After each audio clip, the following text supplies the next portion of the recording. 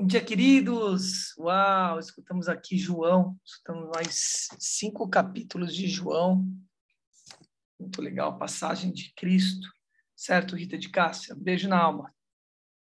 Lindo dia. Então, escutamos mais 5 capítulos de João e algumas passagens de Cristo, né?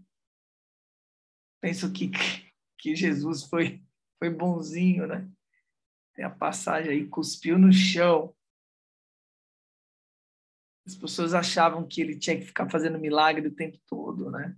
Não entenderam qual que era o recado da história. Muito legal. Muito bem, amados. Bom dia, Leana, Juramar, Joyce, Luzia Solange e todos que escutarão depois aqui. Vamos retomar nossa leitura. Tivemos uma pausa ontem, por motivos pessoais meus. E bora lá retomar a leitura, Luzia Solange. Está na área, querido? Está na área. Bem, bora lá, capítulo 2.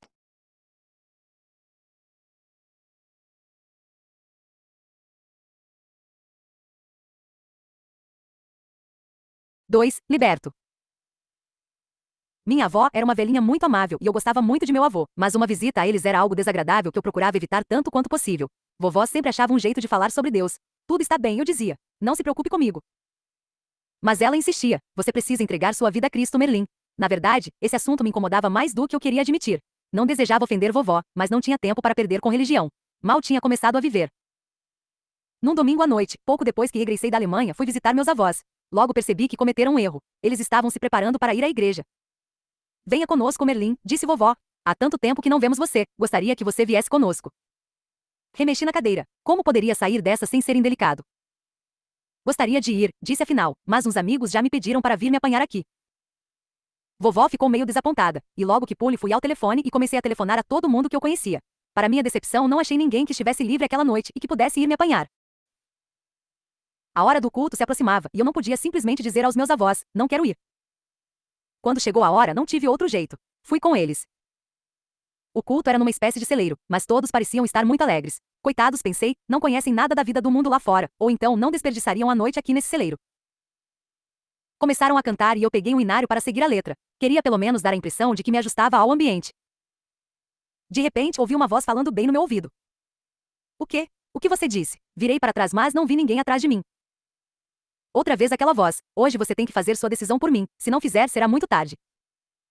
Balancei a cabeça e disse automaticamente. Por quê? Por que será? Será que eu estava perdendo o juízo? Mas a voz era real. Era Deus falando e ele me conhecia. Como num clarão súbito, eu entendi. Por que não percebera isso antes? Deus existia. Ele era a solução de tudo. Nele estava tudo o que eu estivera procurando. Sim, Senhor. Ouvi-me murmurar. Eu farei. Farei o que tu quiseres. O culto prosseguia normalmente, mas eu me encontrava em outro mundo. Podia ser loucura, mas agora eu conhecia Deus. Ao meu lado, vovô estava imerso em seus pensamentos. Mais tarde ele me contou que também estava batalhando com Deus. Há muitos anos que ele tinha o vício de fumar e de mascar fumo. Há 40 anos fazia aquilo e já estava bem viciado. Muitas vezes tentou deixar, mas tinha sido acometido de violentas dores de cabeça, e pouco depois voltava ao vício, e começava a fumar e a mascar mais que nunca. Naquele momento estava sentado perto de mim tomando também uma decisão. Senhor, se tu salvares o Merlin, eu desisto de fumar e mascar fumo, mesmo que isso me mate. Não era de admirar, pois, que vovô quase desmaiasse quando eu fui à frente para tornar pública a decisão que fizera durante o cântico do hino. Anos mais tarde, eu estava junto ao seu leito de morte. Ele me olhou e sorriu. Merlin, disse e cumpri a minha promessa. Naquele domingo à noite, eu quase não aguentava esperar chegar em casa para ler a Bíblia. Queria conhecer a Deus e li, avidamente, páginas e mais páginas das Escrituras. Senti uma intensa vibração interior. Aquilo era muito melhor do que saltar de paraquedas. Aquele dia, Deus alcançou as profundezas do meu ser e me transformou em uma nova criatura. Parecia que eu estava de pé no umbral de um recinto cheio de aventuras emocionantes das quais eu não podia nem ter uma ideia. O Deus de Abraão, Isaque e Jacó estava vivo. O Deus que separou as águas do Mar Vermelho e falou do meio da sarça ardente, e mandou seu filho para morrer numa cruz era meu pai também. De repente, compreendi algo que o meu pai terreno tinha tentado ensinar-me. Ele caíra de cama pela primeira vez em sua vida quando tinha 36 anos. 3 dias depois seu coração parou. O médico deu-lhe uma injeção e o coração voltou a bater. Meu pai abriu os olhos e disse, não vai ser necessário, doutor. Eu vou partir agora. Ergueu-se na cama e olhou ao redor com um brilho radiante no rosto. Olha, disse, eles estão aqui para me levar. Com isso ele deitou-se de novo e partiu. Meu pai conhecia Jesus Cristo como seu amigo e salvador pessoal. ele estivera preparado para ir. Agora, eu também estava preparado, mas logo que pensei nisso, comecei a sentir um terrível desconforto, algo que me incomodava, bem lá no fundo da mente. O que está errado? Mostra-me, Senhor. Gradualmente as coisas foram clareando. O dinheiro, todo aquele dinheiro, não era meu, tinha que devolver. Tomada a decisão, suspirei de alívio. Quase não aguentava esperar para me desfazer do dinheiro. Era como se fosse uma doença dentro de mim, e eu sabia que aquele sentimento permaneceria enquanto o dinheiro estivesse comigo. Procurei o correio, mas ali me disseram que o problema não era de sua alçada, já que eu não tinha roubado as ordens de pagamento. Eu poderia fazer com elas o que quisesse. Ainda me restava uma porção delas, as quais não havia revertido em dinheiro. Assim, levei a maleta ao banheiro e joguei essas ordens de pagamento, de $100 cada, no vaso e dei a descarga. Cada vez que apertava o botão da descarga, sentia uma onda de alegria dentro de mim. Havia ainda o dinheiro que já havia recebido em troca de algumas ordens. Escrevi ao Departamento do Tesouro e contei-lhes como havia adquirido o dinheiro. Em resposta, perguntaram se eu tinha alguma evidência de como conseguirá o dinheiro e as ordens de pagamento. Tarde demais. A evidência tinha sido destruída. Disse-lhes que não tinha prova alguma, só o dinheiro. Avisaram-me então que tudo o que podiam fazer era aceitar o dinheiro e colocá-lo no fundo de consciência. Eu estava pobre de novo, mas teria dado alegremente tudo o que possuía em troca da nova vida e da alegria que sentia. Restava mais uma sombra do passado para ser removida. Voltei a Pittsburgh e apresentei-me ao promotor. Ainda restavam 3 anos de minha sentença, e eu estaria em liberdade condicional durante esse tempo. Isso significava que eu tinha de me apresentar regularmente ao oficial de justiça e ficar sob sua supervisão. O promotor me recebeu e pediu a um atendente para apanhar o meu processo. Leu e ficou muito surpreso. Sabe o que você recebeu? Eu sabia que havia recebido a Cristo, mas aquilo ainda não devia constar do registro. Não, senhor. Você recebeu o indulto presidencial. Está assinado pelo presidente Truman. Indulto? Significa que seu processo está encerrado. É como se você nunca tivesse sido processado. Tive vontade de pular de alegria. Por que recebi isto? O promotor sorriu. É por causa dos excelentes serviços que prestou na guerra. Explicou que eu estava livre para ir onde quisesse e fazer o que bem entendesse. Se algum dia quiser se candidatar a um emprego público, pode perfeitamente. Obrigado, Senhor Jesus. Eu me senti deslumbrado. Não somente meus pecados estavam lavados e o processo encerrado no Calvário, mas Deus tinha me dado também um novo começo perante o governo dos Estados Unidos. Não que eu quisesse um emprego público, absolutamente. Mas o que iria fazer? Minha motivação para estudar direito fora um tanto suspeita. Parecia claro que Deus não me queria naquela profissão. Em breve, um pensamento começou a martelar minha mente com persistência. Devia ser pastor. Eu, num púlpito? A ideia parecia absurda. Tu me conheces, Senhor, argumentei. Eu gosto de aventuras e até mesmo de perigo. Não seria um bom pregador. Parecia que os planos de Deus para mim já estavam preparados. Eu não conseguia dormir, e quanto mais pensava e orava, mais empolgante a ideia me parecia. Se Deus pudesse transformar um ex-detento, ex-paraquedista, ex-jogador de baralho e ex-cambista de mercado negro em pregador, isso, sem dúvida, seria uma aventura para o desconhecido, bem mais emocionante do que qualquer outra que eu experimentara antes. Fiquei ansioso para contar tudo a Sadie. Ela devia chegar a qualquer momento em Nova York, em um navio que traria da Europa todas as esposas de soldados. Eu não havia escrito a ela contando do meu encontro com Cristo, era uma coisa que eu preferia lhe dizer quando estivéssemos juntos novamente. O navio já estava ancorado quando cheguei. Por todos os lados havia rapazes abraçando suas esposas, e com o coração aos pulos, procurei os cabelos louros de Sadie no meio da multidão. Ali estava ela. De repente tudo parecia diferente. Com Deus, o casamento significaria mais do que quando decidíramos nos unir. Eu me admiro do modo como a mão de Deus esteve sobre mim o tempo todo, mesmo na escolha de minha esposa, antes de eu saber o bastante para pedir sua orientação. Foi bom tomar suas mãos nas minhas novamente. Parecia que havia milhares de coisas para lhe dizer. No entanto, eu estava ansioso para lhe dar a melhor notícia. Eu era um novo homem. Não era mais o rapaz descuidado, irrequieto e irresponsável com quem ela havia se casado. Sadie, eu observava seu rosto. Aconteceu uma coisa maravilhosa. Eu encontrei a Jesus Cristo. Ele me transformou. Agora, sou um homem novo, tudo vai ser diferente agora. Ela me fitou com uma interrogação no olhar. Eu me apaixonei por você do modo que você era, Merlin, disse vagarosamente. Não quero que você mude. Foi como se um muro invisível se erguesse entre nós. Meu mundo ruíra. No entanto, eu mesmo não estivera, há algum tempo atrás, nas mesmas condições em que ela estava agora? Jesus, orei silenciosamente, opera no coração de minha esposa. Os meses que se seguiram foram difíceis. Sadie não gostou da ideia de ser esposa de um ministro do Evangelho. Disse muitas vezes que acabaria regressando à Inglaterra se eu não desistisse daquela estúpida preocupação com religião. Não havia a mínima comunicação entre nós, mas eu levei avante os planos de continuar os estudos, e fiquei orando a Jesus Cristo, pedindo-lhe que entrasse na vida de Sadie no momento certo.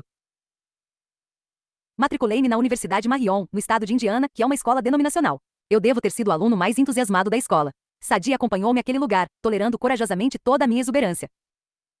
Alguns meses mais tarde, durante as férias, fomos visitar minha mãe.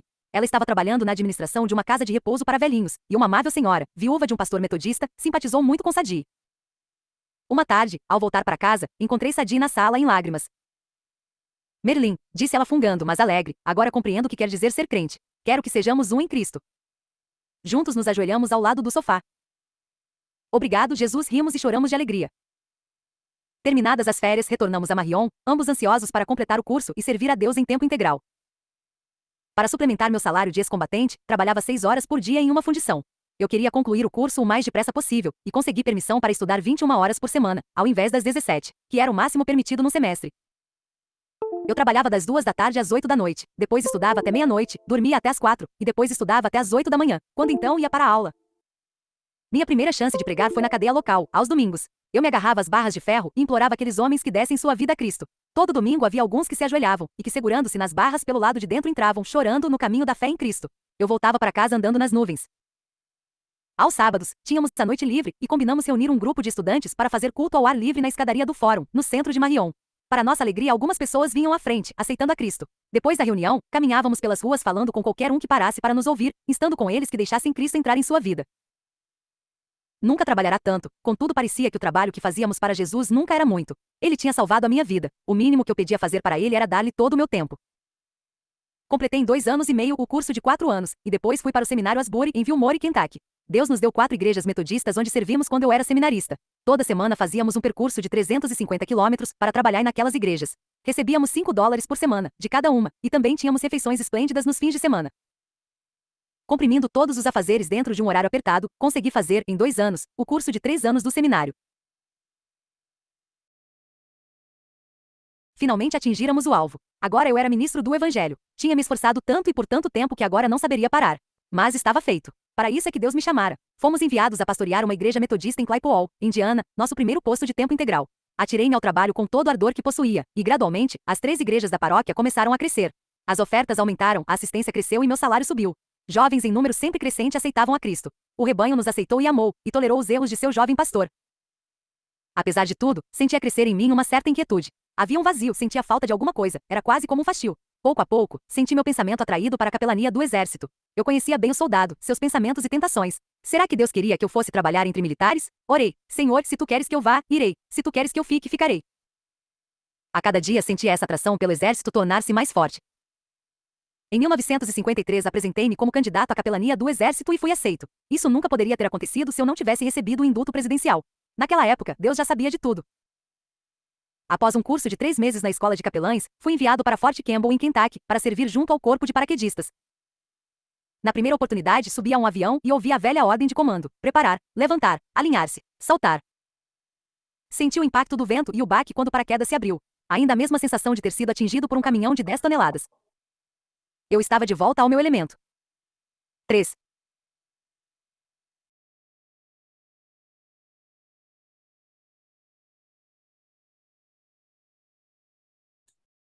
Você pediu para parar? Uhum. Sim. Pequeno pit stop. Aqui, rápido. Então, interessante a conversão dele, né? Numa resistência dele não querer ir com os avós, ele escutar a palavra do sagrado, do Espírito Santo nele. E algo raro ele traz, que é a compreensão da esposa, que não estava entendendo, né, o que estava acontecendo. Ela é tocada também.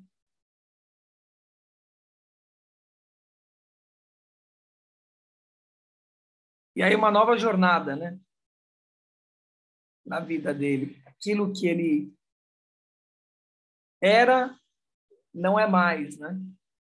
Procurando o exército, esse é o primeiro capítulo, né? Com aquela intensidade, querer vivenciar emoções e aquilo tudo. Ele já não era mais aquilo, né? Se tornou um pregador da palavra.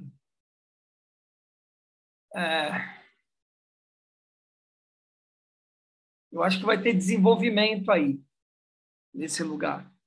Como que isso está se dando para ele? E como é que é a origem disso? O que eu quero que a gente fique atento é como aquilo que ele fez lá no começo parece que está desassociado, mas não está. né? Como que ele vai como é que vai conectar isso? Como é que vai estar conectado ao propósito dele? Vai trazer isso na história, com certeza, vocês vão ver. Tá? Vamos ficar atentos. A procura, terceiro capítulo. Nós vamos até o quinto capítulo, tá? Página 32, se não é 33.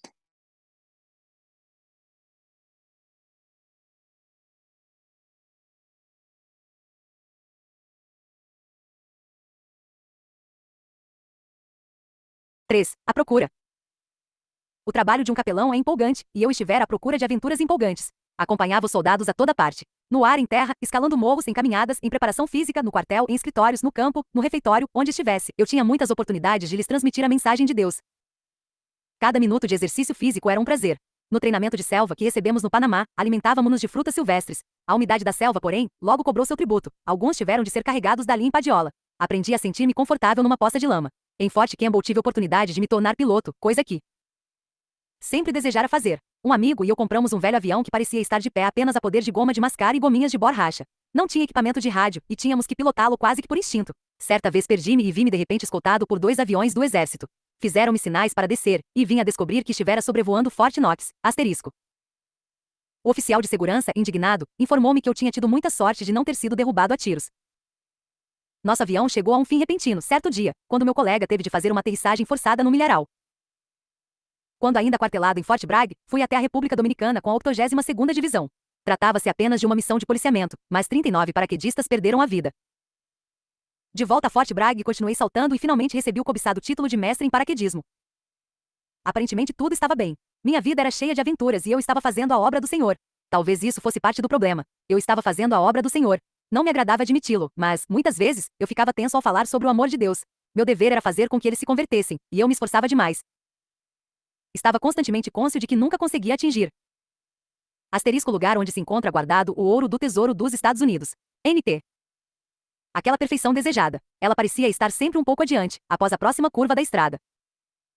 Quando criança, eu ouvira minha mãe e minha avó conversarem acerca da necessidade de pureza e santidade de vida. Uma era metodista wesleyana, e a outra metodista livre, e ambas falavam sobre a obra do Espírito Santo na vida do crente. O que quer que fosse, eu não o possuía. Li muita coisa a respeito da vida espiritual mais profunda, e assisti conferências em acampamentos bíblicos, onde ouvia mensagens sobre o poder de Deus. Eu sabia que não havia muito desse poder na minha vida, e o desejava ardentemente. Queria ser usado por Deus, e onde quer que eu ia, encontrava pessoas necessitadas de ajuda espiritual. Mas eu não tinha condições de ajudá-las. Um amigo deu-me um livro acerca de certo culto oriental, que dizia conhecer o método certo para se abrir a mente das pessoas ao poder de Deus. Ensinava que a pessoa devia deitar-se numa tábua, com os pés elevados e entregar-se à meditação silenciosa. Comecei a ler tudo o que encontrava sobre fenômenos psíquicos, hipnotismo e espiritismo, esperando descobrir o segredo de como deixar o Espírito de Deus operar em mim e através de mim. Mais ou menos por essa época fui à Coreia e ali, ocorreu um pequeno acidente. Quebrei os óculos, e fragmentos de lente penetraram no meu olho direito. Perdi 60% da visão desse olho. A córnea ficou danificada e os médicos disseram que eu nunca recuperaria a visão total.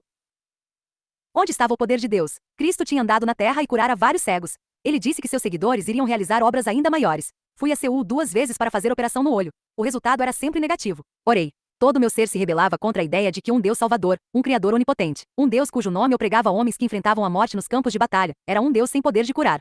Mas onde estava o segredo? Como esse poder era liberado entre os homens? Eu tinha que descobrir. Na terceira vez que fui a Seul para uma consulta médica, estava sentado no avião, quando de repente tive uma sensação interior muito nítida. Não era uma voz audível, mas algo foi-me claramente comunicado. Seus olhos vão ser restaurados. Compreendi que Deus havia falado. Ele tinha falado tão claramente como quando falará naquele domingo à noite, naquele celeiro, na Pensilvânia. Em Seul, o médico balançou a cabeça e disse: "Sinto muito, capelão, não há nada que possamos fazer pelo seu olho." Em vez de sentir desânimo, senti-me vibrar. Deus falará comigo e eu confiava nele. Alguns meses mais tarde senti enorme vontade de voltar ao médico. Ele ficou muito surpreso quando terminou o exame. "Não compreendo", disse. "Seu olho está perfeito." Deus tinha operado. Eu estava maravilhado e mais determinado do que nunca a pesquisar todo e qualquer meio possível de conseguir contato com o seu poder. Regressei aos Estados Unidos em 1963. Voltei a fazer alguns cursos de capelania durante 6 meses e depois fui designado para servir em Fort Bragg, em 1964. Ali, continuei a estudar hipnose com renovado vigor, e entrei em contato com o movimento espiritual Frontiers, Fronteiras Espirituais, liderado por Arthur Ford. Ouvirá falar que muitos pastores haviam sido atraídos a esse movimento. Em casa de Arthur Ford vi, em primeira mão, evidências das operações de um mundo espiritual totalmente diverso do nosso mundo racional. Fiquei fascinado. Mas, aquilo seria bíblico? Fui assaltado por dúvidas. Os espíritos realmente existem, mas a Bíblia fala de outros espíritos além do Espírito Santo de Deus e das forças espirituais do mal nas regiões celestes. Efésios 6. A Bíblia chama esses espíritos de inimigos, força de Satanás, e nos admoesta a provar todos os espíritos para termos a certeza de que não estamos sendo manobrados pelo inimigo. Satanás consegue, habilmente, plagiar a obra do Espírito Santo. Estava quase certo de que não estava me metendo por um caminho escuso. Esses espíritos, e também as pessoas que fiquei conhecendo no movimento, falavam bem de Cristo. Naturalmente, eles o reconheciam como filho de Deus e como um grande líder espiritual que operou muitos milagres. Nosso alvo, diziam, é tornar-nos semelhantes a Deus em tudo, já que nós também somos filhos dele. Viajei muito para ir falar com pessoas que sabiam alguma coisa sobre o assunto. Li livros sobre hipnotismo, conversei com médicos e até escrevi a biblioteca do Congresso. Senti que através desse recurso eu, um simples mortal, poderia ajudar muitas pessoas. Não sabia que estava pisando terreno perigoso. Desapercebidamente eu começava a ver em Jesus Cristo uma pessoa igual a mim, alguém a quem eu poderia me equiparar, se para tanto me esforçasse. Tinha subestimado em muito as forças do inimigo. Não o sabia naquela época, mas a hipnose é uma ciência potencialmente muito perigosa, pois deixa a pessoa totalmente exposta aos ataques das hostes de Satanás. Outra coisa, eu estava caindo no erro de pensar que Satanás era mesmo aquele perverso sujeitinho de chifres, criado pela fantasia humana. Ele não faria nenhum mal a um homem esclarecido do século XX. O escritor C.S. Lewis disse que o melhor truque de Satanás é convencer o mundo de que ele não existe. Minha fé tinha sido avariada e seriamente solapada, embora eu ainda não soubesse disso. A transição tinha sido muito sutil. Talvez eu tivesse saído dos limites da verdade quando descobri que estava me referindo a Jesus como mestre e operador de milagres, deixando de mencionar que ele morreu na cruz por nós, e que seu sangue nos purifica de todo o pecado. Satanás já citava as escrituras no tempo de Jesus e hoje ainda as cita. Ele não se importa que nós as citemos. Gostaria, porém, que nos esquecêssemos da cruz, do sangue e do Cristo ressuscitado. Paulo fala do segredo da vida cristã em Colossenses 1:27. Este segredo é Cristo em nós. Não é o fato de nos tornarmos iguais a Ele, mas o de que Ele vive em nós e nos transforma, começando em nosso interior. Pessoas podem olhar para nós e dizer que somos semelhantes a Cristo, não porque nos tornamos mais dignos, mais santos ou mais espirituais. Ele vive em nós e isso é o segredo de tudo. O perigo sutil do chamado espiritualismo cristão, ou do movimento Spiritual Frontiers, é que levam homens a tentar imitar a Cristo e apropriar-se de poderes espirituais para si mesmos, cometendo assim o pecado original de Satanás, o anjo caído, que quis ser igual a Deus.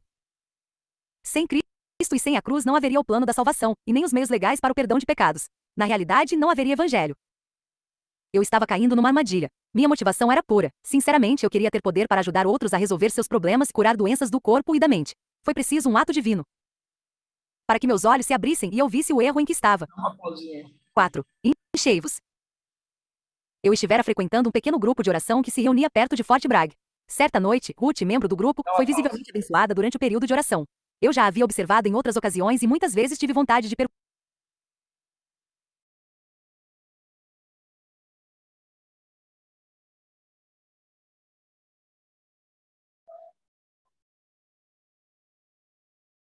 Na hora que a gente retomar, retoma do quarto capítulo, tá? É muito interessante esse lugar. Muito interessante esse lugar que ele está trazendo o Cristo vivo dentro de nós, né? E que nós não somos ele. É a história de ser a imagem e semelhança de Deus, né? E não ser Deus. E a mesma coisa Cristo, né? Não ser Cristo, mas a imagem e semelhança. Ter ele vivo como modelo de conduta, mas que não é ele. Isso me lembra a história que eu já contei para vocês de Súcia, né? Por que não ser Abraão? Porque Abraão não foi. Por que não ser Moisés? Porque Moisés não foi. O problema é Súcia, porque não fosse Súcia, né? E ser o outro. É interessante isso que ele traz. E se equiparar a poderes que não pertencem, né?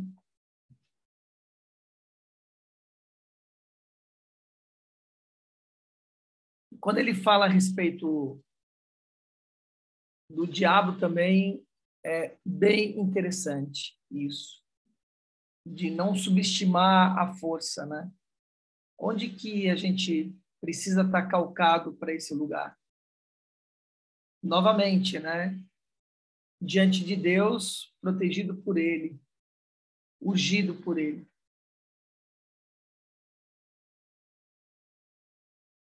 Esse lugar que dá esteio. O Senhor é meu pastor e nada nos faltará. Deitado fazem verdes pastos, guia-nos mansamente às águas tranquilas, refrigera nossa alma pela vereda da justiça do seu santíssimo nome. O teu cajado e tua vara nos consolam. Ainda que andássemos nos vales da sombra da morte, não temeríamos mal algum, porque o teu cajado nos consola. Tu preparas uma mesa diante dos meus inimigos internos e externos. Tu preparas. Tu urge nossa cabeça com óleo, né? E nosso cálice transborda por conta disso, né? Por conta disso. E habitaremos em tua casa pela tua compaixão, pelo teu amor, pela tua misericórdia, né? Então, tem isso claro, né, que está nesse lugar. Salmo 23 dá essa consciência para nós. E sem dar o poder maior, né, também ao bicho ruim, ao chifrudo. Não dá esse poder maior. O único temor que nós temos e devemos ter é da perda da conexão com o Deus vivo, que é o que eu acabei de dizer. Achar que você faz por você, aí é um problema. Bora lá, vamos ver o que ele fala aí no 4º capítulo. Nós vamos até aí, vamos parar no 5º, tá?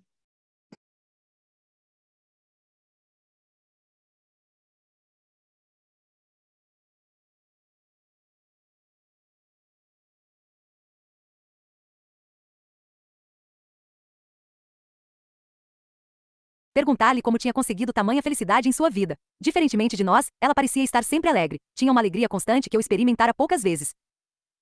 Naquela noite Ruth disse-me, recebi tanta bênção que quase falei em língua em voz alta. Você o quê? Eu estava horrorizado. Falei em língua, disse Ruth alegremente. Olhei ao redor para ver se alguém nos observava, e disse em voz baixa, Ruth, você teria arrasado o grupo. Que foi que deu em você? Ruth riu alegremente. Eu tenho o dom de línguas desde que recebi o batismo com o Espírito Santo. O que é isto? Nunca tinha ouvido aquela expressão. Pacientemente, Ruth explicou que era a experiência que os discípulos tiveram no dia de Pentecoste. Tive meu próprio Pentecoste, ela sorriu com alegria inconfundível. Pensei que você fosse batista. Eu estava abalado. E sou, mas Deus está operando em todas as denominações. Eu tinha ouvido rumores de que uma onda de emocionalismo estava invadindo as igrejas, que alguns crentes estavam se atirando a estas coisas e perdendo a fé. Tinha ouvido falar de alguns pentecostais que ficavam bêbados no espírito, ou o que quer que fosse, e realizavam orgias estranhas. Compreendi que Ruth precisava com urgência de uma conversa séria. Coloquei a mão em seu braço. Cuidado, Ruth disse gravemente. Você está mexendo com coisas perigosas. Vou orar por você e se precisar de ajuda, pode me chamar. Ruth sorriu e deu-me um tapinha na mão. Obrigada, Merlin. Obrigada pelo seu interesse. Alguns dias mais tarde ela me telefonou. Merlin, há um grupo chamado Camp Farthest Out, que vai realizar um retiro em Moread. Gostaríamos que você fosse. Pelo jeito parecia algo de que eu devia manter distância. Diplomaticamente respondi que iria se pudesse, o que significava que não poderia.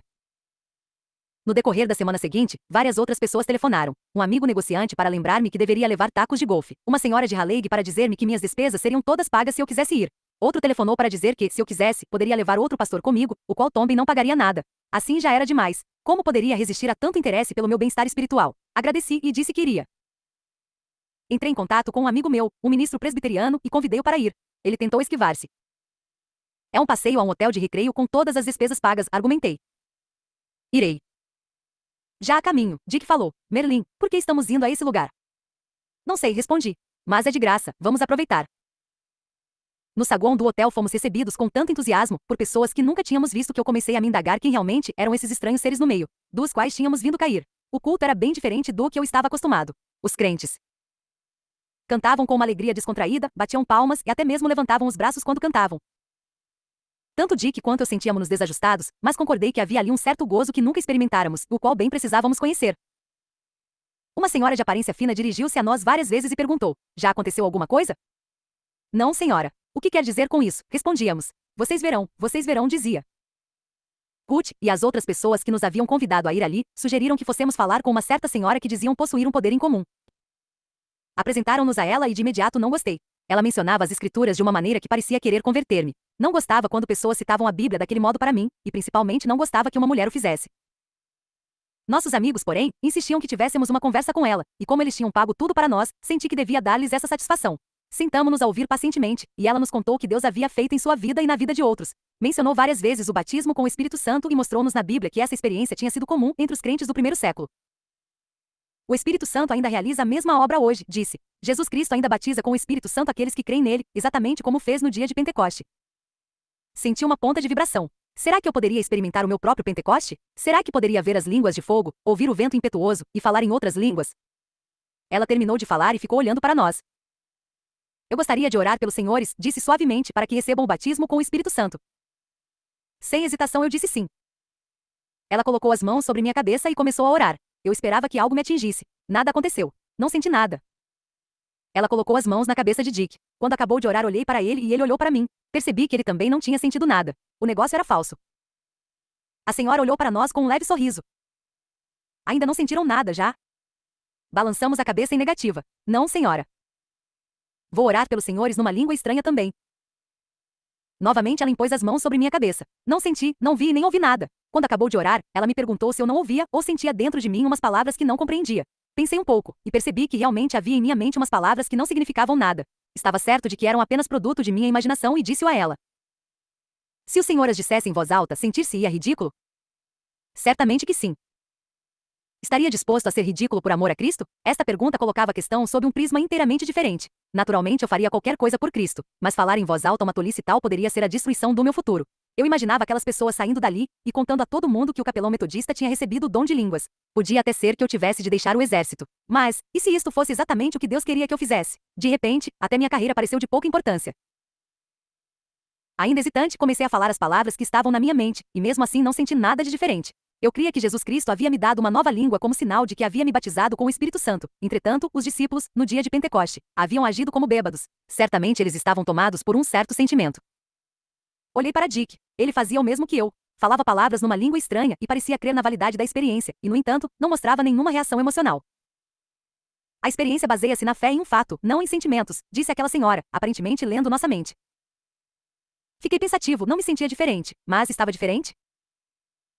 Levantei os olhos, subitamente compreendi uma coisa. Eu sei que Jesus Cristo está vivo, disse. Eu não apenas creio, eu sei. Mas, naturalmente, o Espírito Santo dá testemunho de Jesus Cristo, diz a Bíblia. Agora eu sabia que aquilo era verdade. Aqui estava a fonte da grande autoridade dos discípulos após o Pentecoste. Eles não apenas se lembravam de um homem que tinha vivido, morrido e ressuscitado. Eles o conheciam no presente porque ele os tinha enchido com seu Espírito Santo, cujo propósito essencial é testemunhar de Jesus Cristo. Como um raio, compreendi o horror de que eu havia sido culpado durante os últimos anos. Não somente eu, mas milhares de crentes, nos púlpitos, nos bancos, cometem o erro de diluir a mensagem da cruz e tirar Cristo da posição central que deve ocupar. Ao mesmo tempo que vi a enormidade de meu pecado, vi também a Jesus Cristo em todo o seu esplendor como meu Redentor. Viu como bem no fundo do meu coração eu sabia que ele era. Todas as dúvidas inquietantes que tivera recentemente foram varridas por uma onda de alegre certeza. Aquilo era glorioso demais. Nunca mais duvidaria que Jesus Cristo era quem afirmara ser. Nunca mais iria cometer a insensatez de pensar que ele era apenas homem, um homem bom e um exemplo para nós seguirmos. Que verdade maravilhosa! Jesus Cristo vivendo em nós, seu poder operando através de nós. Ele é a videira, sua vida é a nossa própria vida. Sem ele nada somos, em nosso próprio poder não conseguimos realizar nada. Obrigado, Senhor Jesus. Levantei-me e quando estava de pé, algo veio a mim. Fui subitamente cheio, até transbordar, de um sentimento de calor humano e amor para com todos que estavam naquele aposento. Dick também deve tê-lo recebido no mesmo momento. Vi lágrimas se formando em seus olhos e sem dizer palavra, adiantamo-nos e abraçamo-nos fortemente, chorando e rindo ao mesmo tempo. Olhei para a querida irmã com quem momentos antes tinha antipatizado e compreendi que a amava. Ela era minha irmã em Cristo. Descemos para almoçar e senti um amor transbordante por todos que eu via. Nunca sentirá aquilo antes. Naquela mesma noite, eu e Dick entramos numa das salas para orar. Algumas pessoas se uniram a nós e em pouco a sala estava cheia. Enquanto orávamos, outros foram cheios do Espírito Santo. Por todo o hotel ressoaram gritos de alegria à medida que uns e outros experimentavam a plenitude da presença de Cristo. Às 2 da madrugada eu e Dick tentamos ir dormir. Não adiantava tentar, estávamos por demais alegres. Eu disse, vamos levantar e orar mais. Oramos mais 2 horas, suplicando a Deus por todos os nossos conhecidos e depois louvamo-lo por sua bondade para conosco. Uau! O que não é uma forte presença e uma experiência, né? Em que não precisa comprovação de nada. Falar por línguas, é escutar, né? Essa voz interior que parece incompreensível, mas ela é compreensível. Esse sopro que há dentro. Esse é o lugar, né, em que eles puderam experimentar naquele momento. O que essa mulher estava fazendo era abrir esse canal e observar e conduzi-los, né, a um lugar de compreender que já estava ali, está sempre ali, a gente só não escuta. O ouvido está fechado, os olhos estão fechados, os internos. Quando seus ouvidos internos, seus olhos internos abrem, você passa a ver e escutar coisas que você não via antes e não escutava antes. Tá? Simples assim, né? O movimento. Interessante. Vamos ver o que ele vai fazer com esse pacote como um todo. O Cristo vivo dentro de você, experienciando, permitindo essa experiência do Espírito Santo. Muito interessante. Isso tudo. Alguma consideração final?